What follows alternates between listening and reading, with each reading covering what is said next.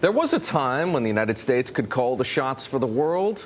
Not so much anymore, as Treasury Secretary Tim Geithner found out last week on his trip to Poland, where European officials more or less told him to buzz off. For more on the tensions between the U.S. and Europe, let's welcome Bill White. Bill is chairman of the OECD's Economic and Development Review Committee. He's in Basel, Switzerland this morning. Also here, my co-host for the hour, Lakshman Achuthan, co-founder of the Economic Cycle Research Institute. Bill, good to see you. You were watching these developments play out from Basel, not so far away from Poland. Lakshman and I were talking earlier this hour about whether or not this represents a dangerous split, something you must be concerned about at the OECD between the U.S. and Europe over the direction of economic policy. Well, let me start off by saying that I'm speaking entirely in my personal capacity. But there is no question that there have been some tensions in a number of different dimensions between the Europeans and the Americans.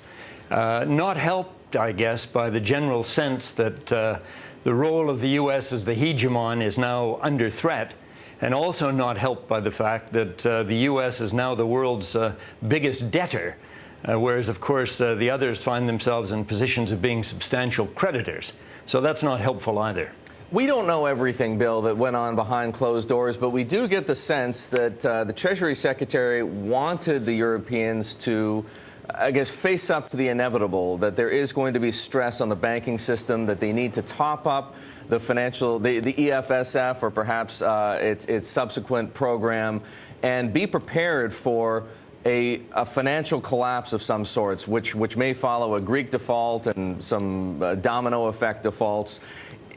Is the rejection of Tim Geithner give you the sense that they don't want to face up to that reality, or they just don't want Tim Geithner in their face? What is it? Is it both, or is it one or the other? No, I don't think it has anything to do with Tim Geithner as such. I think that the Europeans have been reflecting on the character of the problem that they face here for a long period of time. They're pretty hard-headed. The problem is that there's a number of different people who would like different things to happen. And in a community as disparate as the European Union and the Euro area, trying to get sort of agreement on the best way forward is tough. And the unfortunate thing, of course, is that the Europeans want time to do the thing properly, to get out of this thing in a proper way and to avoid having to do it again at some future time. Whereas the difficulty that perhaps Tim Geithner sees is that the markets are not inclined to give the Europeans the time that they want to do the job properly. And that's where the real danger lies, that the markets will take another run at the bond markets here in Europe of the peripherals. Money is sort of leaking away out of the Greek and Irish banking system into Frankfurt. So there are some concerns here that instead of having an orderly kind of resolution of these problems, that it somehow turns into a disorderly one. And I think that concern is understood. But for the Europeans to do something about it in a unanimous way is obviously more difficult. Good morning, Bill. Lakshman here.